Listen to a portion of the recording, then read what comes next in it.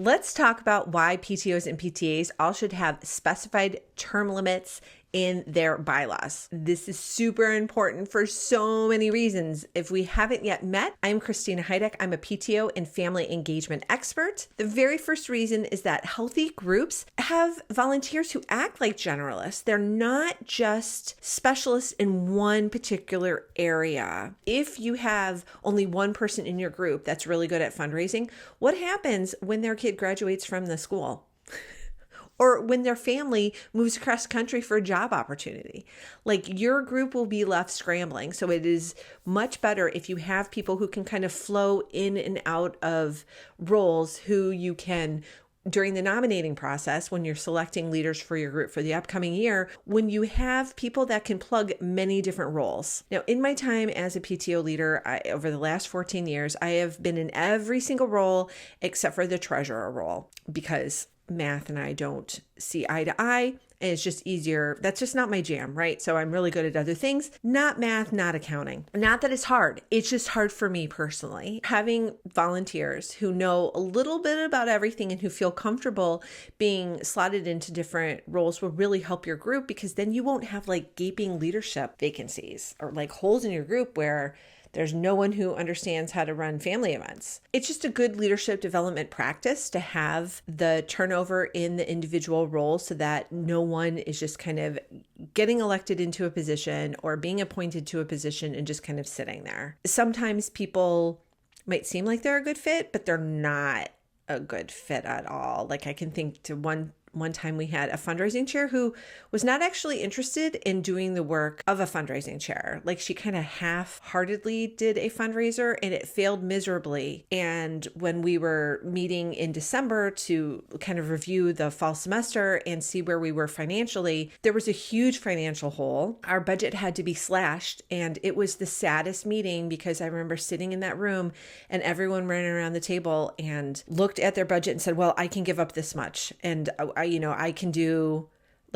I can do the rest of my job on a shoestring budget with this amount of money. And that's how we made it work. She didn't look sad at all. So if she had been appointed to a 2 or 3 year term, we would have been hosed, because she was happy just to give it one shot. And if it didn't work, oh, well, like, they'll just cut their budgets. No big deal. Like, no, that is the wrong person. Like, you really need to have a go-getter for fundraising so that you can meet those goals. Like, that is so important, because it is hard to do things in your PTO.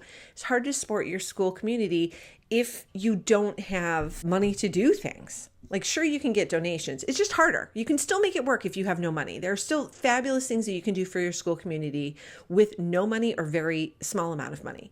But you can do more with more. So why not? The next thing first that term limits help is they prevent burnout. So many of my PTO friends, like, I've been volunteering with them for years, and the vast majority have stuck around, but there are some that have gotten like instantly burned out. Maybe they had like a bad interaction with somebody and they just took off. And this one person I'm thinking of would have been such a fabulous person to stay involved. And she just had like a really rough year, got burnt out, couldn't deal with the different personalities that she was having to deal with. They were very difficult, admittedly, and decided, no, I'm out of here. And she's never been convinced to, or be able to convince to come back into the fold. So keeping the turnover where you're popping into a new role and learning something, like, I always try and balance it out so that it's not like personally, so that it's not every year I'm taking on a huge role. Now, my husband would say that is not true. Chris, you have totally always taken on the president role in every school.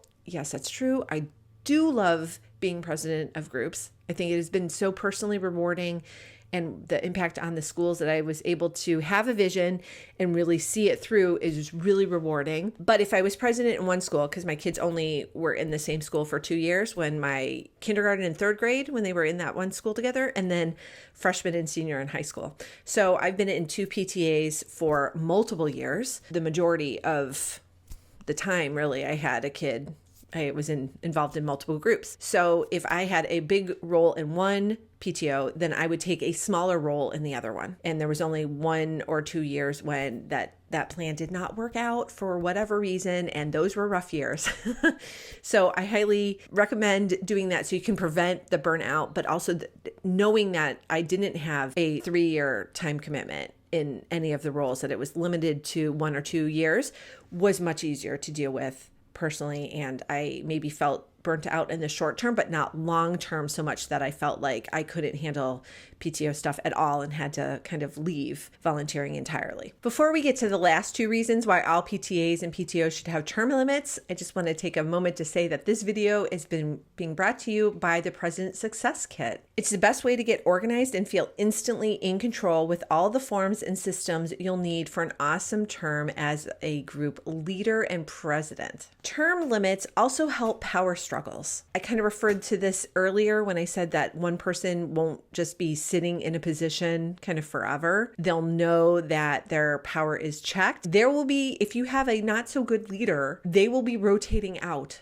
And you sometimes, if they insist on staying for the 2 full years of their term, even though they are not the best fit for that position, then at least that is what you're dealing with and that you can plan accordingly for succession. You're not just stuck with someone, so that really can help power struggles. Not maybe in the short term, but definitely in the long term, because you'll know that eventually there will be an end. You'll know that it's not an authoritarian regime and that you will have more change coming up soon.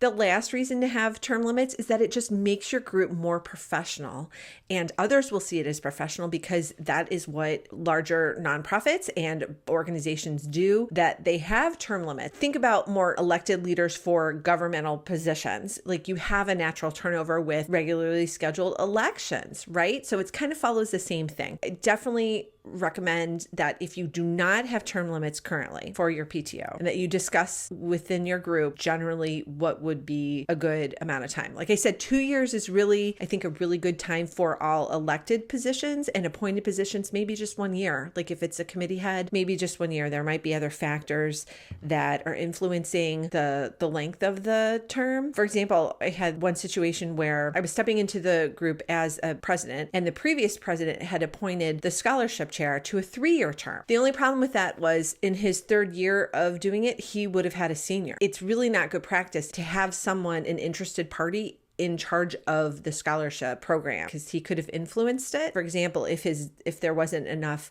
scholarship money to go around for everybody who applied, like he could have potentially done something to influence that. Like, you just don't want, it's a bad look for the PTA or PTO. Like, you just don't want that happening. In that case, I asked him to step down. I said, and he's like, well, the other president appointed me to a 3-year term. And I was like, yeah, but you have a senior and you shouldn't be involved in this because your daughter is going to be applying. In fact, his daughter did apply. So I was like, the only way out of this is if you promise to have your daughter not apply. But if she's going to be in consideration for a senior scholarship, then it's not appropriate for you to head up that committee. Same with any kind of grade level awards. For example, my PTA at the high school has a junior award, and this year I had a junior, so I didn't participate on that committee. And next year I'm heading up the committee, but that is because I will have a senior. I won't have a junior. So I won't have a stake in the game or of seeing the results come out one way or the other. That's just another reason to have term limits. It just adds an overall air of professionalism to your group and credibility that you have a formalized process for electing leaders and that there is baked in time for turnover, which again is so healthy for your group. I hope this has been so helpful for you, and I hope you will join me for my next video too.